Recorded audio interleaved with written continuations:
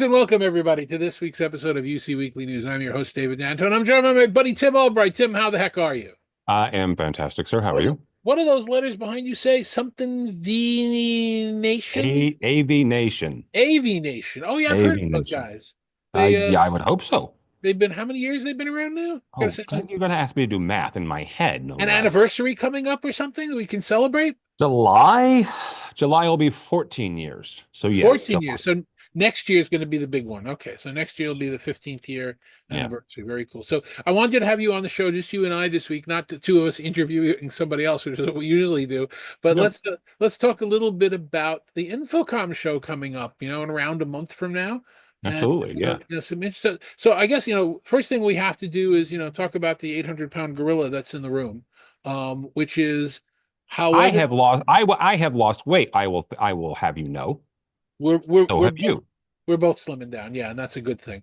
But we're doing it for the right reasons, not Exactly. for the wrong reasons. But the 800-pound gorilla, wherever you are in the political spectrum, you have to admit there's a lot of financial uncertainty going on right now. People don't Yep. know what a landing price is when it comes in from another country. AV integrators are not able to give prices to answer RFPs, and projects are being canceled. So, I mean, I assume you've seen some of this turmoil as well, that nobody really knows what's going on, and some people are cutting back because of it. Well, not only does nobody knows what's going on. I've used the term fluid situation almost as much as I used unprecedented in 2020, because you have manufacturers. The big tariff announcement was the 2nd of April, right? Um, and shortly thereafter, there was a handful of AV manufacturers who said, "Okay, awesome, groovy. Now that we know, uh, 10, 15, 20% tariff surcharge. Okay, awesome." And then there was adjustments, and then there were exclusions, and then and after those exclusions, some of those same manufacturers, came back and said, okay, in light of recent events, now our tariff surcharge is now 5% or 3% or 7, somewhere in there, right? But there was a reduction. You have other manufacturers who aren't saying anything. And you know good and well, right, that there's going to be some sort of charge somewhere down the line. Just you don't know whether from an end user standpoint or an integrator standpoint, you don't know what that charge is going to be. You put an RFP and a proposal together in good faith, saying, okay, these are our current prices. But that's an important point, because those proposals a year ago may have had a 30-day window or a 60-day window. Today, they have a 7-day window or a 48-hour window. And Exactly. that's a really, really not ideal way to do business for anybody. And I've spoken to at least one integrator who told me, I got the project. I won the project for this project that had 100 of these specific devices in it. And I know exactly what the price is for this device, but I won't know what to charge for it until it lands on the dock. And I won't be able to deal with it. When I told it to the customer said, look, I'm at the max of my budget anyway. If you can't know, I'm canceling the project. So And they lived through that. there's a couple of tricks with that, right? And this is in talking to both integrators as well as manufacturers. And this is not an ideal stance, but it's the best that both of them have. If you're dealing with a manufacturer and they give you a price list that is today, that is good today, right now, great. You give them a PO, they're going to honor that. Okay. So from a dealer standpoint, purchasing today based on today's price list, the manufacturer is going to honor that. Same thing with the dealer and the end user. If a dealer gives you a price, and let's say it's good for 2 days, awesome, groovy, and you give them a PO, in other words, you're committing to that Right. and you're saying yes, then the dealer then has agreed to abide by that agreement, that proposal. So from kind of both sides, and honestly, that the dealer is stuck in the middle a little bit there, It's because more than stuck. well, but you get so they need to purchase it from the manufacturer at today's prices, but they also need to convince the decision maker to give them a PO based on today's prices as well. Yeah, but if you take a look at any one of the major publications in our industry's top 50 integrator list from 15 years ago, and you look at it today, there are going to be a lot of names on that list that aren't there. Oh, The certainly. guys you're working with have bought at least a half dozen of them, and that Possibly. that kind of consolidation exists, but I know a couple that have gone out of business because of the margin squeeze. If I quote you that box that that manufacturer gives me a price on today, and when it lands on the dock, it has 150% tariff on it. If I have to eat that for 100 devices, that might be the piece that throws me out of business. Well, certainly, yeah.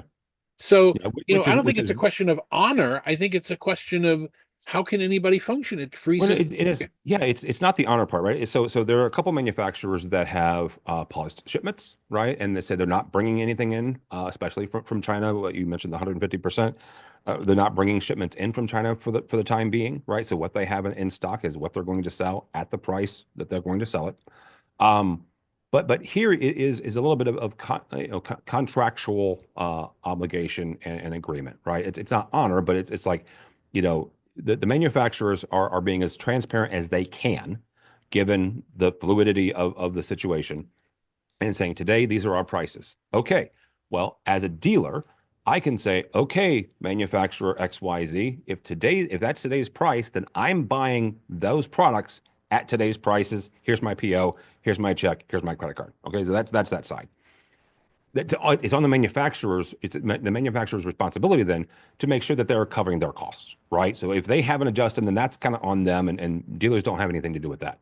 Um, the decision maker side, the IT manager, the AV director, same thing, right? If the dealer is telling you, hey, this is the price of this project today, and again, it's good for 24 hours, 40, I don't care what it is, and the IT director says, okay, you sold. Here's my PO. Here's my credit card. Then again, it's the dealer's responsibility to make sure that they've done their due diligence with their manufacturers to make sure that everybody's on the same page. This widget costs X today, and everybody says, okay, here's my money, right? Tomorrow it might change again because of the fluidity of the entire tariff and the trade situation. So, I mean, the only way to refer to all of this accurately in any way that we can is a Yiddish word called mishigas. When all this mishigas happens in retrospect, we now look at what's going on in Orlando, which is in June, everybody's getting together to figure out, and Yep, this is going to be 90% of the conversations that are taking place on the floor. First of certainly. all, I've heard from people that would normally be at InfoComm, both attendees and exhibitors, that are saying, not in this environment. We're tightening up the purse strings. We're not going. So I expect it to be, unfortunately, a smaller show than in the past. I have not heard from an attendee standpoint that there's a couple of segments. One is higher education, and this has been going on for 2 or 3 years. The overall percentage has grown actually incrementally 1-2% year over year for InfoComm and for that segment. But the actual numbers, right, have gone down because the travel budgets, the education budgets for higher education have actually shrank or sometimes been eliminated altogether. And that's due to a couple of different things. Number one, coming out of COVID, they were flush with money. They had all sorts of government grants. Those have dried up and have been eliminated. And those colleges and universities are trying to recoup some costs that they are now faced with, whether that is refreshing systems that they didn't have the money to put in originally, or what have you. So that's one aspect of it.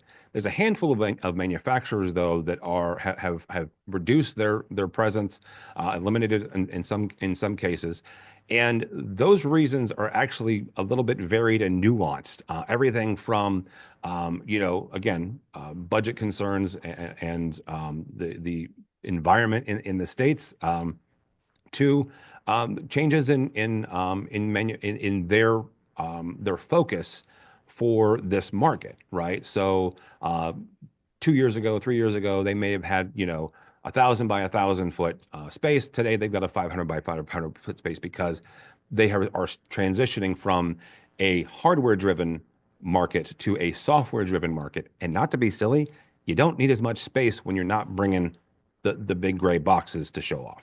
Well, I think it's also, you make a good point that we need to extrapolate a little bit. The transitioning is very interesting.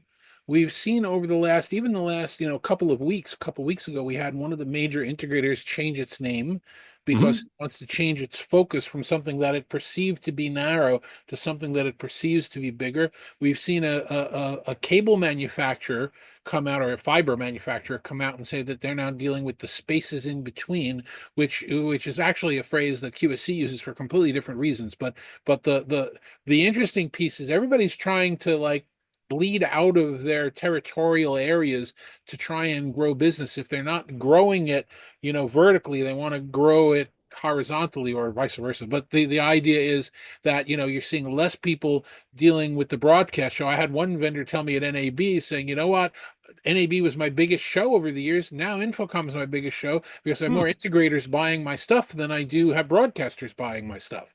So you are starting to see people, knock at the boundaries of what they considered their traditional lines to be. Well, and you, when it comes to let's call it a maturing market, you're going to see that. One thing that AV has been knocked around about over the years is that it's not IT, right? It's not as mature as IT. We're still kind of cowboys. We're still kind of rebels, kicking around here. And okay, sure, right? Um, but it's getting there, right? Standards are getting there. Processes and procedures are getting there.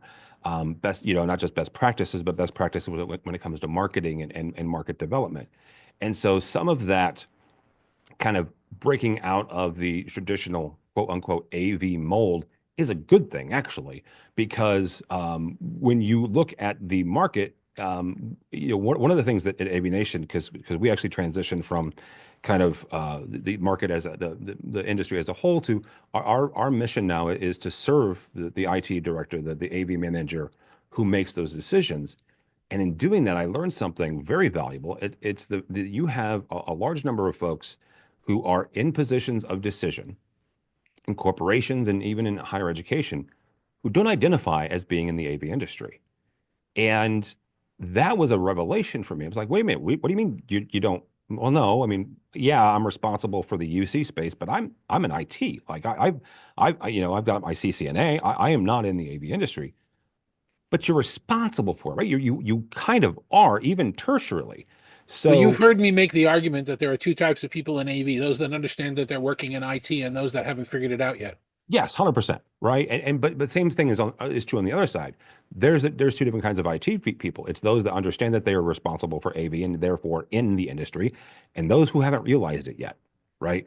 And so that emerging evolution of the marketing part of it actually helps the overall industry, saying, as they're going out and touching and getting in contact with those folks who may not understand that, yes, because your dollars are going to a conference space or because your dollars are going to PTZ cameras, then yeah, you are responsible and a part of our industry. And you see companies like, you and I were just a couple of weeks ago at a trade show talking to Shure. Shure is a great example of a company that Yep. was working in the broadcast and AV, with propagation and pickup, devices. Now they're squarely in the UC space. They've partnered up. They're working closer with Microsoft. And that's one of many examples of companies that, are seeing their ability to grow by growing into these other markets. Certainly, right, and they have really taken hold to the whole the MDEP, the Microsoft development uh, Microsoft Device Ecosystem device. Platform. Thank you, This ecosystem close to platform. publishing my research report on that. I'm doing my final edits now.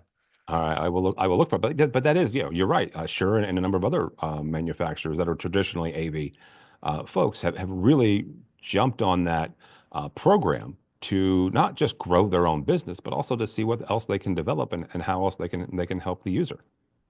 So the show itself this year is in Orlando. I always Yep. personally prefer the Vegas shows. The joke I've made over the years, which I probably told you too many times, is if you wake up at 4 in the morning, you're not sure where you are, just open the curtains in the hotel room, and if there's moisture on the glass, you're in Orlando. If there isn't, Yes. you're in Vegas. I always prefer the Vegas one. We have it's the 11th, right? Although the training starts 11th. earlier than that, Yeah, the but 11th, the actual show, the show floor is 11th through the 13th. Obviously, Wednesday, education Thursday, starts Friday, right? the Saturday before. Yeah. is when all the education starts. Okay, and hold on Um, just for a second. Let me take a yes. look at my wallet. Oh yeah, I got your check in the mail. So is AVNation doing something special at InfoComm this year?